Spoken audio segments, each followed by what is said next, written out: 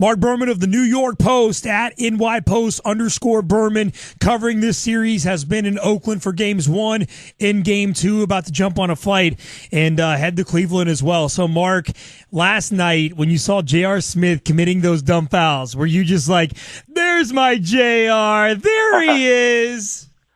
Yeah, it's been a rough series for him, both game 1 and game 2.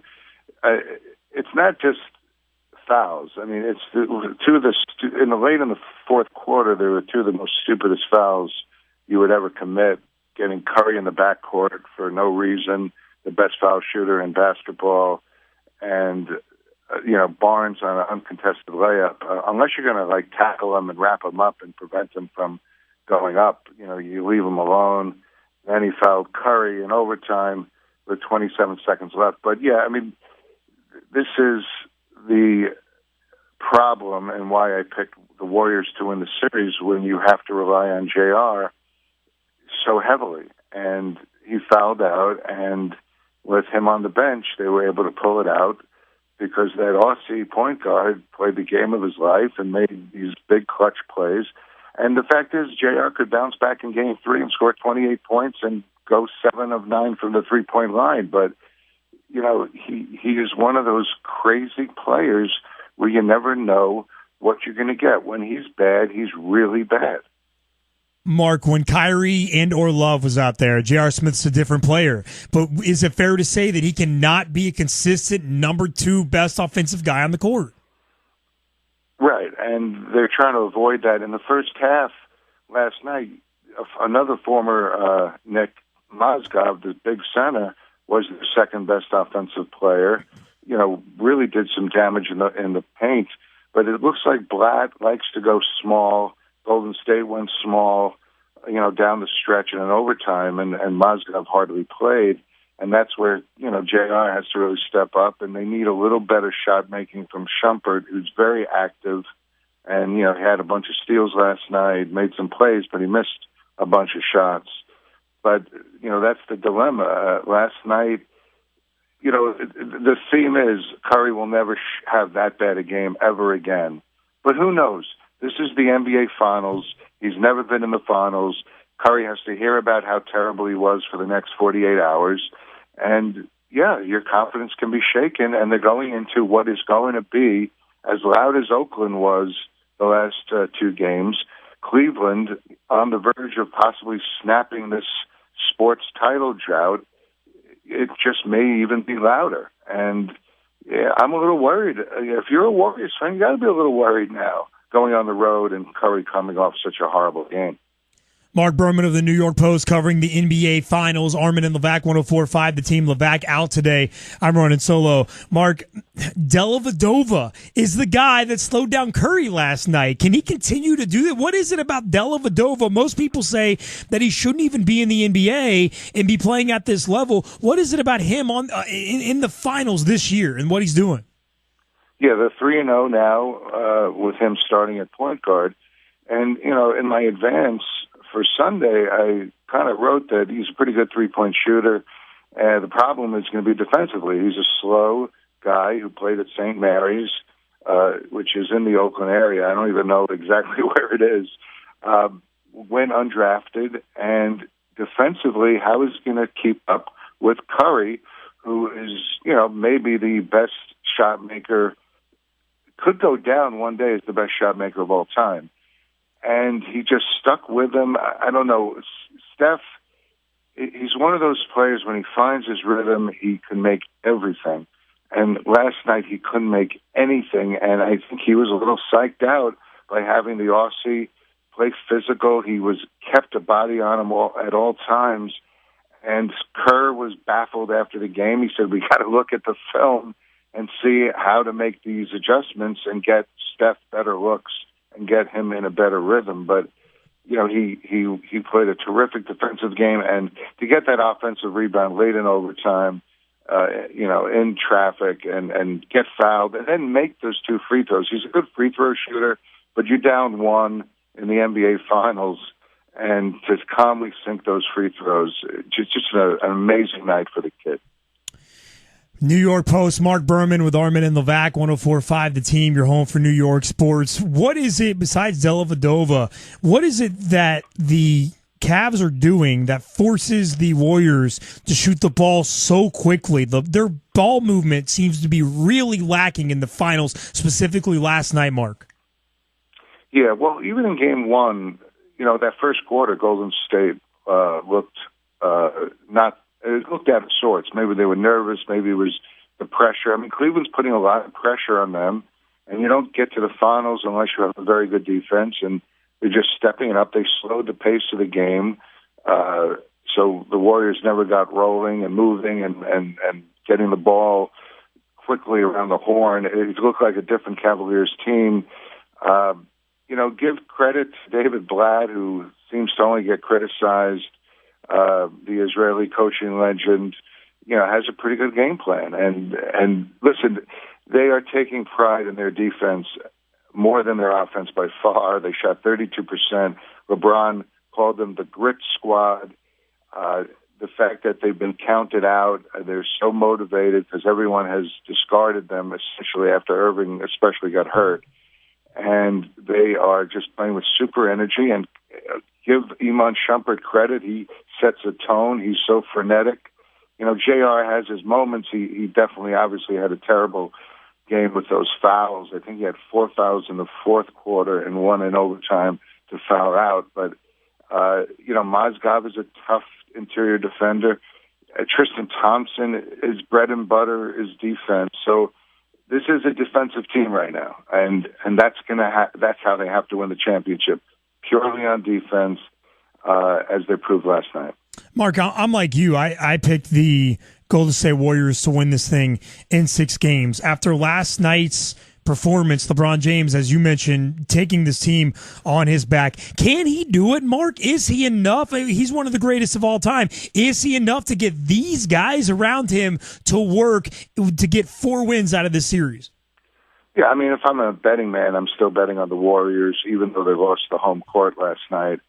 But, it's funny that the finals changed its format. So now usually Cleveland would have had 3 straight home games and maybe take control, but instead it's 2 home games for Cleveland, back to Golden State for the Game 5. So it's 2-2-1-1-1. Not as much of an advantage now for the Cavs, but I can't listen. I'm going to be writing tomorrow. Let's see what Curry is made of. Never been in this spot before. Has never had this bad a game before. Can he bounce back in this hostile environment? And maybe, he won't be great in Game 3, but I think eventually, Klay Thompson had a terrific game. Eventually, they're too skilled and too talented. And it was almost miraculous what Vedova did last night. I just can't imagine them still being able to squeak out the series. But we were thinking sweep or 5 games, right? And now it's probably going to go 6. And who knows, maybe 7. But again, Game 7 in Oakland. Marc Berman of the New York Post covering the NBA Finals at NYPost_Berman. Get all of his content at nypost.com. And Mark, as you watch LeBron James get the most out of these 3 former Knicks on this team, does the thought process ever go through your mind as closely as you're with the Knicks and travel with the Knicks? Have you had any thought of if Carmelo Anthony was more of a leader, a vocal leader of maybe what could have been with these 3 guys? It's the number one thought in my mind. Now, listen, Mozgov and Carmelo were never teammates. Mozgov was traded for Carmelo, the last extra piece in that deal. Sure. The piece that I honestly was angry at. I thought he had shown so much potential as a rookie, and the Knicks discovered him in Russia, signed him. This isn't a draft pick. This was a guy who was just playing in the pro leagues that was definitely obscure. So, but yeah, it's the first thing that crosses my mind, and it's a question I asked JR when I was out in Cleveland doing pre-series stories. I said, tell me the difference now that you played with LeBron, and playing with Carmelo. And JR is a good friend of Carmelo's, and he wasn't going to take any shot. He just said, listen, LeBron's the greatest player maybe to ever played the game. He is who he is, and Carmelo is one of the great scorers to have ever played this game. And that's as far as he went. But the insinuation is Carmelo is only a great scorer. He doesn't make anyone else on the court better. He's not a leader in the locker room. He can be self-absorbed. I think he has changed. I think he has been humbled these past 2 years. I think we may, and, obviously injured, and I think we may see a different Carmelo going into next season. But to see LeBron lead this band of role players, essentially, to 3 games from the championship, and if he pulls it off, it will be greater than anything Michael Jordan ever accomplished in a single season, by far. Mark, I just find it interesting because you're a Long Island guy, and us here in New York Knicks land, you're home for New York sports. We're watching the series, and we still have a lot of thoughts of what could have been, and these pieces that are now with Cleveland and playing so well. And I loved earlier this morning you tweeted out, I learned out in Cleveland about Steve Kerr's wife, grew up in Westchester County. Another reason a Knicks move would have made sense and wasn't that unreasonable. I love that you're right there with us. You're right there looking at this team and looking at both teams in the finals and saying the Knicks were so close to have so many of both of these pieces in this game, in the series. Yeah, no, it's crazy. Listen, I don't know what Steve Kerr has been spinning, but he had agreed to take the Knicks job, and they were working on a contract. And yes, it was a difficult contract negotiation, and Jackson definitely lowballed him. But this notion, and like everyone after the fact saying, oh, it was a no-brainer for Steve, Oakland. Well, the Knicks could have wrapped up the negotiations before the Warriors were eliminated from the playoffs, and they would have had Kerr. And I think there would have been a different situation. Kerr comes with so much experience, from the GM days, from being in the broadcasting world and being around, different teams and coaches.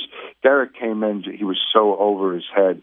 But the fact, and we never wrote it, I don't understand, Kerr's daughter was going to Berkeley, and obviously they lived in San Diego. I didn't realize that Margot, his wife, was from Westchester, where the Knicks practice. I mean, she's very familiar with the area, so it wasn't so crazy for the couple to move across the country.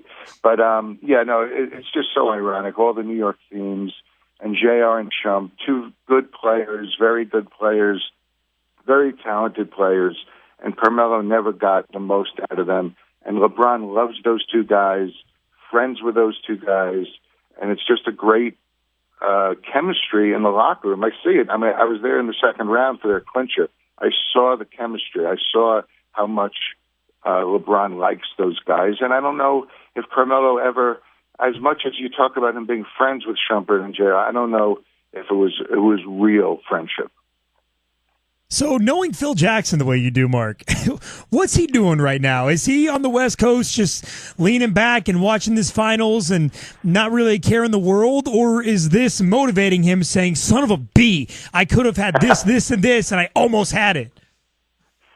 It's got to be bittersweet. He emailed Steve Kerr, wished him good luck in the series. But either way, Phil, it looks bad. If Kerr wins a championship, or if, Smith and JR are winning rings in the next couple of weeks, Phil has to feel a little weird about it. Listen, he's, conducting draft workouts. In fact, Duke's forward, Justice Winslow, working out today, and they're going to have dinner with Moutier tonight and working out Moutier tomorrow. So, he's got his work cut out for him with the draft and figuring out what to do, but got to be bittersweet. I would think he's definitely not rooting for JR and Shumpert, so I imagine he's pulling hard for Steve. He encouraged Steve at the very end. He said, this is the right move for you, and I'm not going to try to convince you otherwise. And I'm a little mixed about that thought, his friendship getting in the way of being the guy, listen, we need you here. But I guess Phil didn't feel that. I guess Phil was so cocky with his triangle. Yeah. I could bring in Derek Fisher, and we'll be fine. Oh, gosh. Marc Berman of the New York Post. Mark, we're 17 days out from the NBA draft. Your feeling on what the Knicks do with this pick and what's going to happen? Yeah, I think that, Moutier's interview tonight is huge. Not interview, but, they're going to dinner. I I think they need more information about Moutier. I think they're a little mixed. I think it's a little bit of a risk. I don't think Phil wants to take a risk with the fourth pick in the draft. I think he could definitely trade down. They have trade exceptions that make a trade very easy to do, but they got to get a veteran player who they want to take up some of that cap space. That's what would have to happen. Justice Winslow, he measured 6'4" without shoes in the Chicago Combine. Obviously, he was playing power forward with Duke down the stretch and having his best games. Can't do that in the NBA. Can they make him a shooting guard? They need a shooting guard. I'm not sure, but they love Winslow and his defense, and they like his personality as a winner and a champion. Moutier is the more talented player, no doubt. Great explosiveness, so talented. He's not a shooter. And, but Phil has talked about we need a penetrator. And then the Knicks don't have one big man under contract for next season. I consider like a traditional big, power forward or center. And, Willie Cauley-Stein is a very active defender. He's just he could be an offensive liability. It's a really tough call and such an important pick. I think they don't know what they're doing right now, especially because they have the options of trading down, even for a Kaminsky, who they'll eventually work out also. Yeah, all I heard in your entire answer was that the Knicks don't know what they're doing right now. I think that's isn't that a current theme through all of it? Yeah. Well, I think Moutier is a problem because, they don't have enough information on him. Yeah. They like to say that we, like even with Winslow, we know how these guys perform on the court. We just want to meet with them, interview them, find out what they're like as a teammate or a person. And that's, but with Moutier, they don't have a grasp of everything. He didn't play enough in China because he got hurt out there. So there's not a lot of game film and not a lot of game experience on that level. All right, Mark, I got a curveball for you. You cover tennis for the New York Post as well. That tennis is near and dear to your heart. Serena Williams over the weekend, her 20th major. Is she the greatest female tennis player of all time? Yeah, without a doubt. I mean, and somehow she's underrated because she should be even bigger than she is. I think she ticked off a lot of fans maybe earlier in her career with some of her on-court behavior, but her tennis is amazing. To the staying power, still to be dominating and winning a French Open. Her worst surface, obviously, is clay.